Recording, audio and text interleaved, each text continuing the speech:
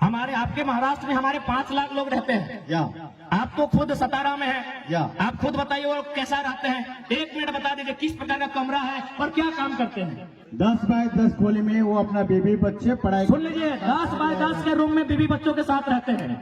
10 bye 10 बुझा वो, यानी 2 आदमी सुथबार घरवा में हटा जी तो 10 बाय 10 के। 10 बाय 10 इन्हें हम कोनो बोलने के लिए प्लानिंग करके नहीं लाए हैं, ये बल्कि ये स्कूल चलाते हैं, संस्था चलाते हैं। इनके पास भी बहुत सारे झारखंडी नौकरी करते हैं ना भाई। या हमारे जो भाई सुनील माने साहब, संजू जी माने हमारा दूसरा भाई है, वहाँ नौकरी करते हैं।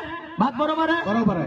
10 बाय 10 के कमरे में, सुन लीजिए, 10 बाय 10 के कमरे में एक मराठी भाई यहाँ खड़ा होकर बोल रहे हैं, आज 50,000 की भीड़ में बोल रहे हैं कि जो झारखंडी वहाँ रहते हैं 10 बाय 10 के कमरे में। उसी कमरे में पत्नी भी रहती है। हाँ, पत्नी भी रहते हैं, बच्चे भी रहते हैं, सगे वाले भी रहते हैं, सगे वाले भी रहते गाँव हैं। वाले आएगा नहीं वो भी उधर रहते हैं। 10 बाय 10 के कमरे में पूरा परिवार रहता है।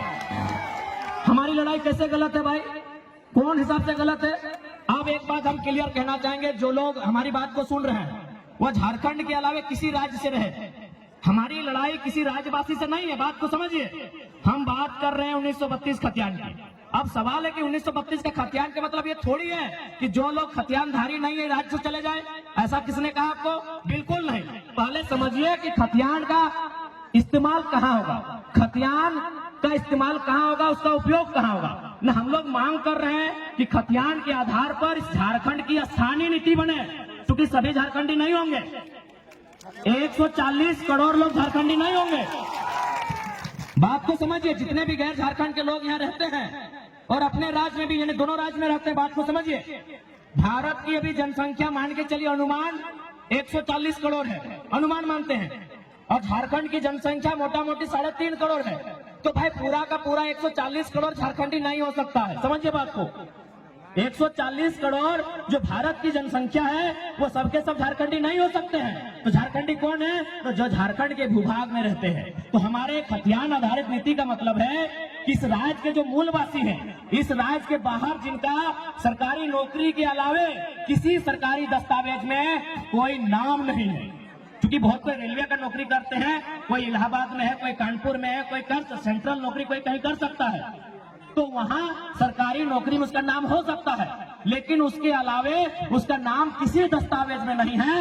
वो मूल रूप से झारखंडी है, जिनका सिर्फ और सिर्फ यही नाम है, यही दस्तावेज है, यही घर है, यही मकान है, यही सब कुछ है। अब सवाल है कि खतियान के आधार पर एक स्थानीय नीति बनेगी। उस स्थानीय नीति को लागू किया जाएगा जो झारखंड की वैकेंसी होगी। झारखंड की वैकेंसी मतलब दरोगा, चपरासी, होमगार्ड, जिला पुलिस, जेपीएससी, जेएसएससी, यानी झारखंड सरकार जो नौकरी निकालेगी, झारखंड सरकार जो बहाली लेगी, उस बहाली में लागू होगा कि जिनके पास स्थानीय प्रमाण पत्र है वही लोग फॉर्म को भरेंगे। इसका मतलब थोड़ी कि आप यहाँ व्यापार नहीं करेंगे, आप यहाँ काम धाम नहीं करेंगे, आप यहाँ रोजी रोजगार नहीं करेंगे, आप यहाँ कंपनी फैक्ट्री में काम नहीं करेंगे। ये गलत है, ये भ्रम है। तो इसलिए जितने भी लोग ऐसे हैं जो इस राज्य के नहीं हैं, आप लोग कृपया भ्रम में ना रहें। हमारा मांग क्या है, हमारा आंदोलन क्या है, उसकी असलियत को समझने का काम करें। और मैं बिल्कुल कहता हूं, जो लोग ईमानदारी से, जो लोग निष्ठापूर्वक इस विषय को समझते हैं, वो कर रहे हमारे साथ खड़े हैं। और साथ ही साथ इसलिए उस भ्रम से बाहर निकलिए। बाकी हमारा डिमांड क्या है? निजी क्षेत्र में 75%।